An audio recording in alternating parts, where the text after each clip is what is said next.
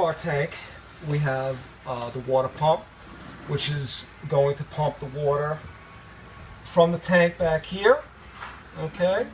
And it's going to send it, actually it pulls it from this side through the pump, and then it's going to send it to all our fixtures. Okay. So we'll send it to our hot water heater, our bathroom, sink and shower, our kitchen sink, which is over here, and then our washer dryer, which is on the other side. Oh, the washer dryer is going over there. Yeah. Okay. Right above that, you really can't see it, but our hot water heater is actually right behind here. Okay. Okay.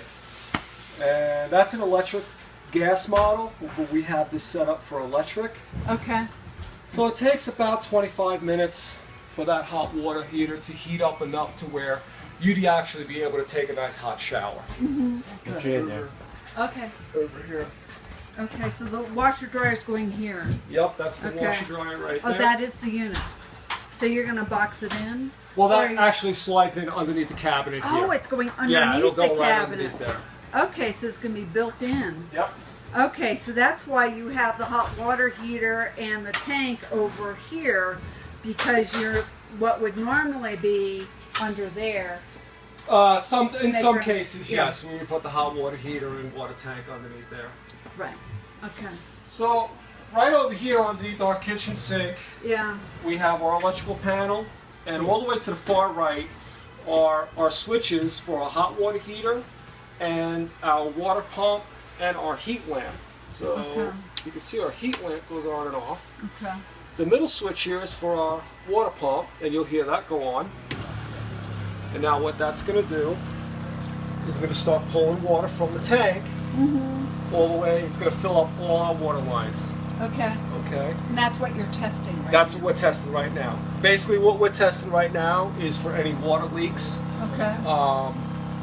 It's our second part of our water leak test. We do a pre-water leak test with air pressure, and we had passed all that. So now what we need to do is just pressurize everything with the water. Okay. Once it's all pressurized, the pump will turn off by itself. Okay. And then we'll start to run water through all our fixtures. I see a sort of end of a hose right there. What is that? Right here, what this is for if anybody wants to run RV antifreeze when they winterize their system. Okay. Okay. So we try to make it as accessible as possible. Okay. And being in a tight spot like that, that's about as good as it's going to get right there. Okay. So there's 3 drawers that are not on this model. That are not functional. That are not functional. Correct. And that's just for this model. Correct, yes. Okay, so you've got 3 drawers that are functional. 1, 2, and 3 are all operational. Okay. And then the bottom 3 are going to be just decorative. Just a solid face, and that's it. That makes sense. It's just a matter of pulling just a couple of screws Okay. to get to everything. Okay. You really don't have to get to anything, though. The only time you really probably have to get to anything, if you weren't going to winterize it, you would want to get to this valve right there. Got it. Makes total sense. And that pump is also, it's filling up the hot water heater also, which is a 10-gallon hot water heater. That's why going down pretty quick because it's filling up. Oh yeah. Oh yeah. So is that the noise it makes all the time every time the water pump goes on? Yes. So that's quite noticeable in here.